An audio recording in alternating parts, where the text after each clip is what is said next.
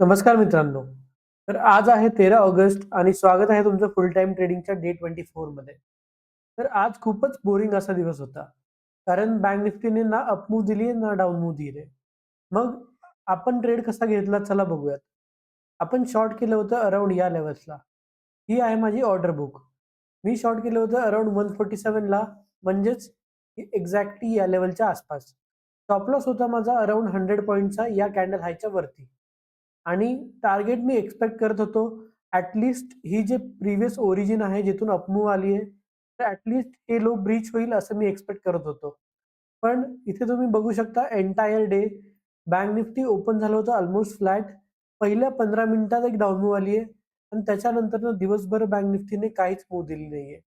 Complete day bank Nifty एक sideways होतं. तर आजचा दिवस नॉन डायरेक्शनल ट्रेडरसाठी खूपच चांगला होता.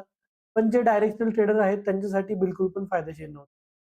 तर मी शॉर्ट मूव्ह केले जे ऑप्शन डीकेमुळे आपल्याला थोडाफार प्रॉफिट झाला. तर मी फायनली एक्झिट केलं होतं 3 वाजून 1 मिनिटांनी आणि आज आपण टोटल प्रॉफिट बुक केलंय अराउंड ₹500. म्हणजेच आजचा होता सुमारे ब्रेक इव्हन डे कारण कुठल्याही डायरेक्शनला मूव्ह आलेली नाहीये. माईट बी आज जे कन्सोलिडेशन झालंय हे डिसेंडिंग ट्रायंगल पॅटर्न जो बनलाय त्याचा फॉलोअप माईट बी उद्या सकाळी येऊ शकतो किंवा उद्या येऊ शकतो. पण ते उद्याच बघूयात. आज तरी बँक निफ्टीने कुठल्याही डायरेक्शनला मूव्ह दिलेली नाहीये आणि अशी होती आजची चार्ट स्टोरी. व्हिडिओ जर आवडला असेल तर लाईक करा, चॅनलला सबस्क्राईब करा आणि तोपर्यंत ट्रेड करत राहा, रिस्क मॅनेज करत राहा. भेटूयात पुढच्या व्हिडिओमध्ये.